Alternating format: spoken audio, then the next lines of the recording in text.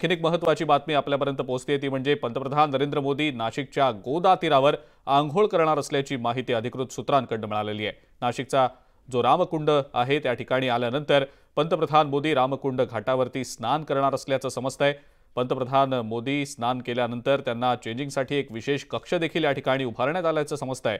ज्या घाटावरती प्रभू रामचंद्र 14 वर्षांचा वनवास भोगताना त्या काळामध्ये स्नानासाठी येत होते त्याच ठिकाणी पंतप्रधान नरेंद्र मोदी स्नान करणार असल्याने पोलिसांचा अतिरिक्त बंदोबस्त तैनात करण्यात आलेला आहे।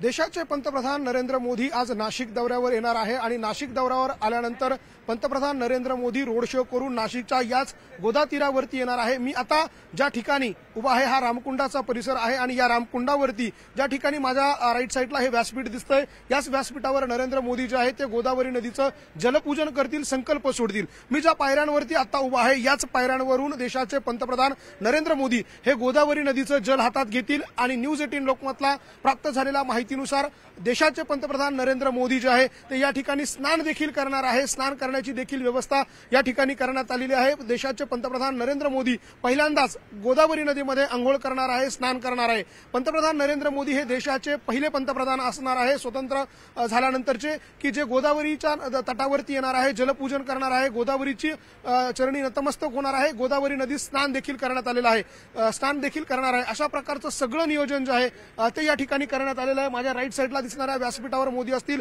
या साईडला पुरोहित संघाचे सगळे साधू महंत असतील, तर त्या बाजूला सगळ्या वेगवेगळ्या आखाड्यांचे साधू महंत जे आहे ते देखील या व्यासपीठावर असतील। या ठिकाणी मंत्रोच्चार, जयघोष या ठिकाणी केला जाईल, शंखनाद केला जाईल आणि पंतप्रधान नरेंद्र मोदी जे आहे ते या ठिकाणी स्नान करतील त्यावेळेला जोरदार मंत्रघोष या ठिकाणी या पुरोहितांच्या उपस्थितीमध्ये केला जाईल। त्याचबरोबर दुसऱ्या बाजूला असणारे साधू महंत जे आहे ते देखील या ठिकाणी मंत्रजाप करतील। ते वेगवेगळ्या आखाड्यांचे साधू महंत असणार आहे। देशभरातले वेगवेगळे आपले आखाडे हिंदू धर्माचे या सगळ्या आखाड्यांचे प्रमुख जे आहेत नाशिकमधले ते या ठिकाणी असतील। त्यांचा देखील मंत्रघोष, जयघोष जो आहे तो या ठिकाणी केला जाईल। मी आता ज्या ठिकाणी आहे याच पायऱ्यांवरून देशाचे पंतप्रधान या गोदावरी नदीच्या पाण्यामध्ये उतरतील आणि या ठिकाणी स्नान करतील।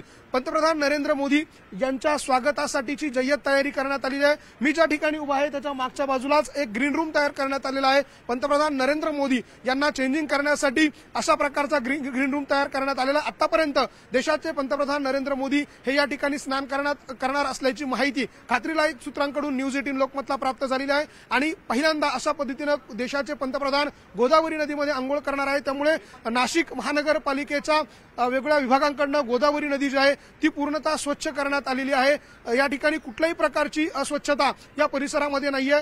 गंगापूर धरणातनं 500 क्युसेक्स इतकं स्वच्छ पाणी जे आहे ते या नदीमध्ये सोडण्यात आलेलं आहे। त्यामुळे पूर्ण खबरदारी जी आहे ती या ठिकाणी घेण्यात आलेली आहे। एसपीजी कमांडोंनी हा संपूर्ण परिसराचा ताबा घेतलेला आहे। नाशिक पोलिसांचा, हजारो पोलिसांचा सगळा बंदोबस्त या सगळ्या गोदा तीरावरती तैनात करण्यात आलेला आहे। त्यामुळे देशाचे पंतप्रधान नरेंद्र मोदी ज्या वेळेला इथे येतील ते याच ठिकाणी स्नान करतील, जलपूजन करतील आणि गोदावरी नदीवरती संकल्प सोडतील। अशा प्रकारचं सगळं नियोजन जे आहे ते या ठिकाणी करण्यात आलंय।